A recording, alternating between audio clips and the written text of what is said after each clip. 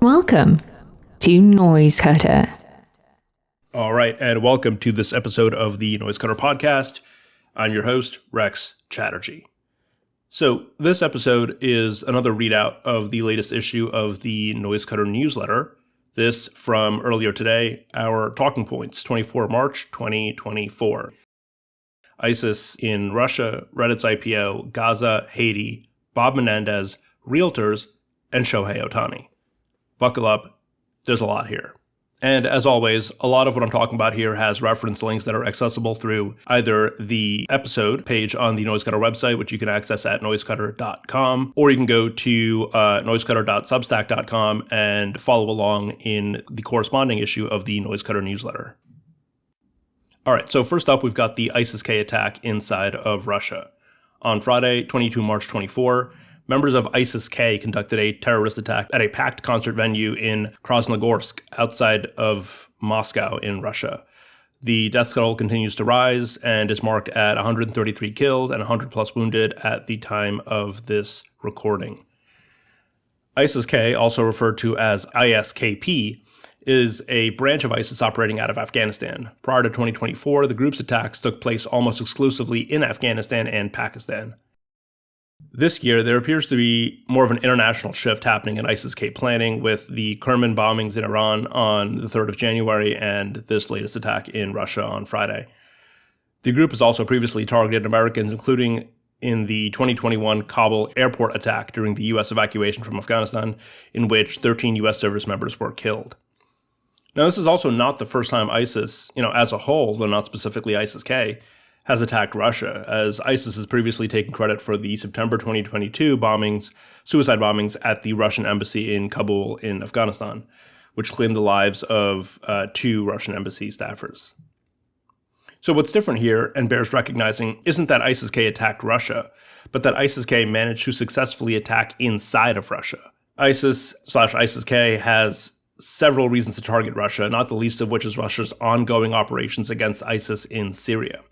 However, given the relative powers and control available to Russian internal security services versus those of any number of Western democracies like America, for instance, Russia presents, or at least should present, a much more difficult operating environment for terrorist groups. In the same vein, Russia's approach to counterterrorism operations is another point of distinction. Though this is an antiquated reference, right? I can't help but recall the KGB, at the time, Spetsnaz operation in Beirut, Lebanon in 1985, in which it's been reported that Soviet commandos kidnapped family members of Hezbollah hostage takers, partially dismembered them while they were still alive, and mailed the dismembered body parts to Hezbollah offices demanding the immediate release of the remaining Soviet hostages. And that strategy worked. More recently, one might recall the 2002 Moscow theater hostage crisis, during which 40 to 50 Chechen terrorists took roughly 800 civilians hostage in a theater in Russia, demanding a Russian withdrawal from the predominantly Muslim Chechnya. The eventual Spetsnaz raid was billed as a success by Russian media, of course it was, with all hostage takers neutralized, but though 120 of the hostages also perished. Internationally, the raid was widely criticized for the Spetsnaz's use of a fentanyl gas variant pumped into the theater prior to forces making entry, and that resulted apparently in some of the hostage casualties. The point here is that the Russian approach to counterterrorism operations is of a different breed entirely, right, than what America would be comfortable with. So the Putin regime is also one of political expediency, and it's no surprise that Putin has already sought to link the ISIS-K attack to Ukraine, citing both material assistance to the terrorists from Ukraine-based individuals and apparently a planned escape route west over the Russian-Ukrainian border. But what? For a lot of reasons, that really doesn't make sense. But those statements, of course, aren't for international ears, but for those of ordinary Russians growing weary of Russia's, quote, special military operation in Ukraine, which has been going on for 2 years now.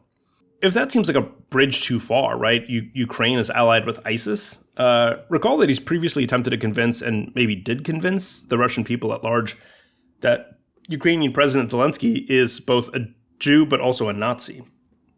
Figure that one. The latest claim by comparison is easy pickings, and it's the latest iteration of a near constant reminder that, willfully ignorant masses pose one of the greatest threats to humanity today. Folks that'll actually buy this stuff, right? Believe it, whether in Russia or elsewhere. Internally, things aren't nearly so rosy for Putin, right? As we've discussed above, Russia doesn't accede to terrorists. It kills them violently and using nearly any means at its disposal. So any plans to scale back operations in Syria and perhaps also elsewhere in the Middle East and Africa might now be seen as something of an accession, and Putin just won't be seen to lose face in that manner. Russia's prized Spetsnaz forces, however, are already deployed in Ukraine and, by some accounts, have lost serious numbers there. While this one incident alone won't be dispositive of much, a rising terrorist threat against Russia and its interests globally could play a role in the shifting dynamics of the Ukraine conflict in the months ahead. There's also a weird complication here from what's known as the quote-unquote duty to warn principle. U.S. intelligence knew about the threat posed by ISIS-K to Russia and in early March did, in fact, warn Russia of the threat of an attack like the one which actually occurred. And so first of all, right, this throws a real wrench into the Putin narrative that Ukraine was somehow behind it all.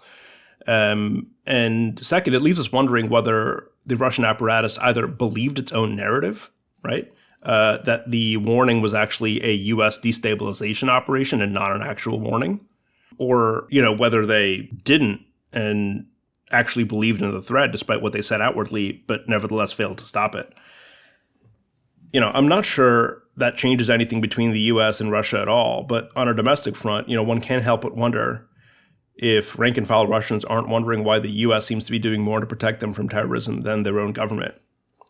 But it's anyone's guess, really, to what extent rank-and-file Russians either know of or believe that the U.S. actually did try to warn Russia. So again, misinformation, ignorant masses, and muddled truth. All right, on to the next story. We're moving on to Reddit's IPO and what it has to do with the future of AI. So Reddit IPO'd on Thursday, 21st of March, 2024. It priced out at the top of its range, debuting at a price of $53.78 and had fallen to a price of $45.96 as of the close on Friday. Great. Okay, that's the story. Moving on. Wait, never mind. There's actually a few other things to talk about here. For one, Reddit pricing at top of range seemed, at least prior to the start of trading, to be a harbinger of a solid 2024 for IPOs, after what was a less than stellar 2023. With companies like Stripe and Databricks expected to file this year, Reddit coming out at a market cap of around $7 billion seems, great, right? And the top of range pricing might have left the bankers, and again, this is before trading started, feeling like they might have left some money on the table. But then shares started to trade, and while the week's two sessions weren't a complete bottom fallout, a shed of nearly 9% during Friday's session placed Reddit third on the list of the day's biggest losers. So, put the champagne back in the fridge. Now, people are talking and writing about the potential memification of Reddit stock, a la GameStop back in 2020. The folks behind GameStop's wild ride were, of course, Redditors on the Wall Street Bets Reddit thread. And there's a great Netflix series on what exactly happened. It's linked. And this is sort of ironic, the worry about Reddit stock being memified, but it's ironic in the way that Alanis Morissette defined irony. For those younger than millennials, there's a link for you to get what that reference is getting at. So there's a story here about AI as well, right? Because it's 2024, so of course there is. Google's inked a deal with Reddit to use its data, i.e. that's, everything posted to Reddit, to train AI models. Now, that's a lot of information from a lot of humans, and if you have a sense of how AI models are trained, it's not difficult to understand just how valuable that information is for both AI developers and, well, for Reddit. And maybe not just Reddit, right? The Reddit deal and Reddit's new public status might be among the first to start booking something like user-generated content and, data as a balance sheet asset. Now, and also with the pressure on public companies to increase earnings quarter on quarter, there's now pressure on Reddit and maybe other public companies to get their data monetized, i.e. that's in the hands of AI developers, as often as possible and for as much money as possible. But there's obviously a consent issue here, right? Or at very least a fairness issue, because Reddit didn't create that content. ordinary and uncompensated people did. And there's a point here about moderators as well, who make sort of these Reddit threads orderly, if they can be considered as such, and those folks aren't compensated either. Is that just the free cost of using the platform then? Having whatever you post to Reddit be eligible to be used for AI training for no dollars to you? And is that fair? This is something I'll cover in a longer form, maybe here, maybe elsewhere. But it's a space to watch as the value of data climbs to new heights now that AI has a use for it. All right, moving on to the latest in Gaza. Checking in on the Gaza crisis, civilians in Gaza are massed in and around Rafah, in the south of Gaza up against the Egyptian border. Israel says it's going to invade Rafah to finish off Hamas, and there's a high potential for civilian casualties. The U.S. doesn't want Israel to invade Rafah. Israel says we're going to do it regardless of whether the U.S. or anyone says we can or can't. And the U.S. has basically defaulted to a position of, okay, I really wish you wouldn't do that. Now, but the UN has gone further, with the UN Secretary General Antonio Guterres calling for an immediate ceasefire and calling the situation, quote, a moral outrage. Top of mind in that statement was Israel's ongoing blocking of humanitarian aid to Gaza, a situation that might be remedied by the planned U.S. logistics operation involving the construction of a floating pier in Gaza, something that we've covered here at Noisecutter in the past. So, but on a recently recorded episode of the Noisecutter podcast, this podcast, I had the opportunity to speak with Preston Stewart, who's the author of his own Substack, Preston's Substack, and you might have also seen him on, TikTok, YouTube, Instagram. The guy is prolific, and more importantly, he is smart in general and specifically on these issues. I spoke to Preston about the planned LOTS operation, the ongoing situation in Gaza, and more. Preston is a West Point graduate, a former Army officer, and a leading voice on global conflict in the world today. So you're going to want to listen to that episode. It's coming out shortly. I just have to edit it. Rex, pick it up, huh? But you can subscribe to the Noisecutter podcast via Spotify, Apple, YouTube, Amazon, Google, really anywhere you can listen to a podcast. We're on there. Find us, subscribe, and so you don't miss the episode with Preston and myself. It should be coming out sometime in the next couple of days. All right, and now for the latest in Haiti. If you haven't yet listened to the episode of the Noisecutter podcast on Haiti, featuring Vox reporter Ellen Ionis, go listen to that now. And again, we've got that linked here in the show notes. If you've listened to it, right, and you have all that background, we're going to get into some of the more details, finer details in this next little bit. So the Transitional Council is close to being finalized, but it's not without obstruction from powerful Haitian voices. Meanwhile, a police raid killed a gang leader in Haiti, and hunger has been reaching record levels. More and more Americans and others evacuate, and Kenya is still split over whether to send forces to lead a multinational coalition to quell the gang violence. Now, I've mentioned before that I wonder what chance of success such a force would even really have. This situation, I think, gives everyone looking at it, a stomachache, and there's quite frankly, nothing better that can really feasibly be done. All right, Bob Menendez just can't stay away. Back in September, U.S. Senator Bob Menendez, Democrat from New Jersey, was indicted on corruption and bribery charges for accepting, among other things, a bunch of gold bars in exchange for a lot of the usual political favors politicians get bribed for, but then also greenlighting millions in military equipment sales to Egypt, which is a pretty big deal. One of the major lulls from the indictment is where, and I've linked the indictment here, you can see pictures of it, is where Menendez apparently Googled how much is 1 kilo of gold worth. And there's pictures of just like the gold bars that he had in his possession, right? Where do those come from? And this is priceless, right? The Googling, not the gold. There's a price for that. So Menendez has been in hot water before. Back in 2015, he was indicted on wholly different corruption charges, though the case resulted in a hung jury and a mistrial, with charges not being refiled. The trial on his current charges is going to start in May, and Menendez has not only not resigned from his Senate seat, but he wants to pursue re-election as a, quote, independent Democrat if he's exonerated. Like, the gall.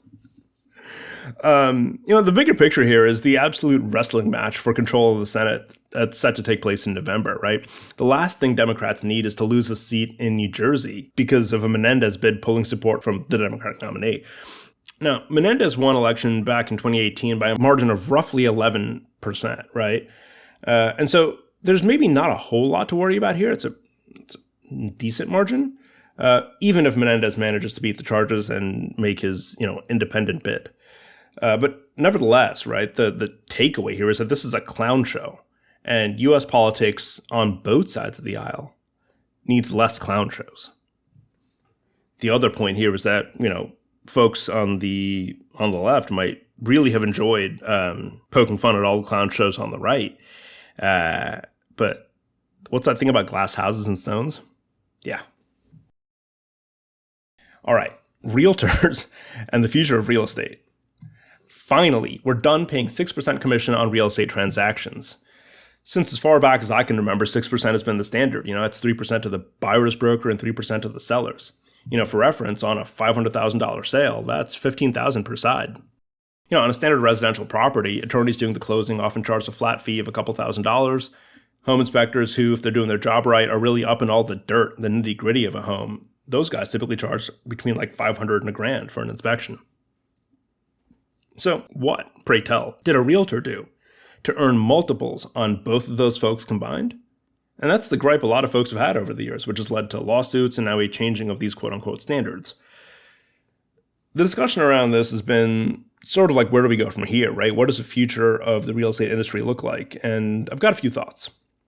So one, on the buyer side, with access to websites like Zillow, we can see listings pretty easily, right? Sellers will be more likely to place their own properties on Zillow for sale. And I think a neat business model for Zillow might be to connect prospective sellers, like homeowners, with professional real estate photographers in order to get the best photos for the listing, right? Currently, that's what realtors do, but why do they have to be the ones to do it? People hire photographers for loads of other things like weddings, etc., right? So hiring a photog to take pictures of your house, it's not that big of a stretch. Zillow could also connect sellers to staging professionals, cleaners, repair folks, etc., right? All the folks that service providers that, a homeowner or a broker would need to get a home prepped and ready for sale. AI plays a role here also. Of course, it's 2024, so of course it does, in gathering data, both for the individual listing and also for buyers choosing between neighborhoods. And these are things that, again, realtors have historically done, but do they need to be? Now, that's not to say that realtors are completely unnecessary in this brave new world of real estate. Rather, it's going to be extremely transaction specific. For buyers, I'd expect the role of realtors to be far more limited, right? Catering mainly to those who don't have the time to line up showings on their own. For sellers, I'd imagine the role to be limited to the sort of responsible person at showings and open houses, basically making sure the place doesn't burn down. Presently, realtors are the ones who make and present offers, but what's actually the point of that extra layer of communication, right? Why can't the seller and the buyer simply talk to each other? With buyer's agents specifically, there's an inherent conflict of interest also with the negotiation process, right? So buyers of houses want to pay the least amount of money possible, obviously. But their agents, because they're getting 3% of the total transaction price, they get paid more if the buyers pay more. And that's never made sense to me, how that conflict of interest is simply just tolerated. So shares of Zillow and its peers did take a hit on news of the reduced fees to realtors, but that's because their businesses currently make most, if not all, of their money by charging realtors for things like lead generations. So when the people who pay you get paid less, you get paid less, right? That maths. But that math is also really short-sighted. Sites like Zillow can come away as the big winners in all this if they correctly anticipate and plan for how the business of real estate will shift in response, and that's away from realtors and towards actual buyers and sellers. All right, and the last thing we've got for you here is Shohei Ohtani and the inherent danger of trusting people. Some of you guys out there like sports, others of you don't. Both groups are equally great. Except when it comes to having to write about sports. So for those not in the know, right, there's this baseball player from Japan. His name is Shohei Ohtani, and he's arguably, or perhaps not arguably, one of the best players currently playing in the MLB. The guy hits and he pitches and is good at both. That's extremely, extremely rare. Now, the other thing about Shohei Ohtani is that he really doesn't speak a ton of English, right? There's claims that, oh yeah, he understands, he does. Yeah, okay. For a guy living in LA and playing for the Dodgers, as you can imagine, that leaves him pretty dependent on someone to translate for him. And that's everything from team meetings to everyday life. And it's to the extent that wherever he plays for has to employ his translator as well. And it's sort of like a twofer of hires to get Ohtani, right? You hire him and you hire his dedicated translator. Now, the translator was a guy called Ippei Mizuhara. And back in 2013, he was hired by an epically named Japanese baseball team, the Hokkaido Nippon Ham Fighters. Nippon Ham is a food processor in Japan, so the Hokkaido Nippon Ham Fighters is the name of the team, to translate for the team's English-speaking players.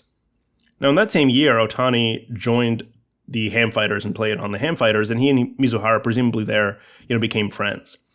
In 2018, fast forward about 5 years, Ohtani moves to LA to play for the Angels, and Mizuhara came with him, being hired by the Angels as Ohtani's interpreter. When Ohtani moved to the Dodgers between the 2023 and 2024 seasons, Mizuhara again came along. On paper, Mizuhara is a translator, but based on what I've read, and again I've got links here, I feel like he's more of a combination of Ian Turtle to Ohtani's Vinny Chase, if you remember the show Entourage. Now, earlier this month, in the course of an investigation, ESPN uncovered a massive transfer of money from accounts belonging to Shohei Ohtani to a sports betting operation in Southern California that is under investigation by the FBI. Now, no one's calling this a Pete Rose story just yet. It doesn't appear that Ohtani himself engaged in any sports betting. Instead, it was the translator, Mizuhara, who'd racked up gambling debts in the millions of dollars. At first it was reported that Ohtani willingly and knowingly covered the debts of his longtime friend and translator, but oh wait, all that information was being conveyed through Mizuhara. So apparently what happened is Ohtani sensed that something was amiss, realized what had happened, that he was out millions of dollars, and then claimed that he never authorized the transfers and that Mizuhara had stolen the money from him instead. Weirder still, though, it's been reported that Ohtani's name is on the wire transfers, and thus presumably also his signature.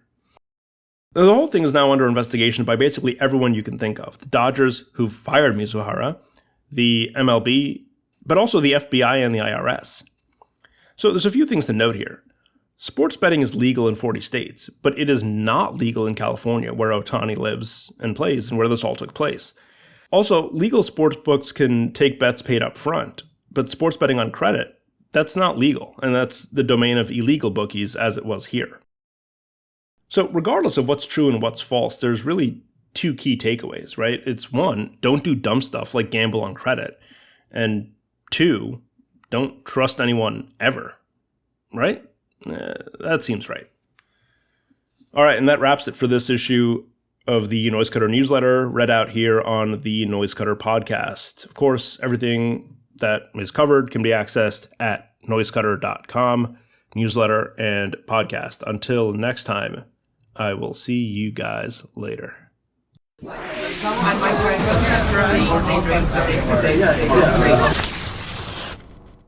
Noisecutter podcast is a production of Titan Gray, LLC, and is hosted by me, Rex Chatterjee. If you found our podcast helpful and want to say thanks, please head over to your favorite podcast app, whether it's Apple Podcasts, Spotify, Amazon Music, or wherever else, and give us a review, leave a comment, and hit that follow or subscribe button to stay up to date on the latest. For more about our guest or to this episode, head over to our website, noisecutterpodcast.com, where you'll find contact info for our guest as well as links to some of the things we talked about on this episode. If you want to reach us directly, just send an email to info@noisecutterpodcast.com. This recording is a copyright of Titan Gray, LLC, with all rights reserved. This podcast may be construed as attorney advertising, and prior results do not guarantee a similar outcome. Nothing in this podcast should be construed as legal advice, and your listening to this podcast or contacting us about it does not form an attorney-client relationship. No affiliation or relationship, including an attorney-client relationship, exists between us and our guests unless otherwise stated. For full terms of use, please visit our website at noisecutterpodcast.com. Thanks for listening, and we'll see you next time, here at Noisecutter.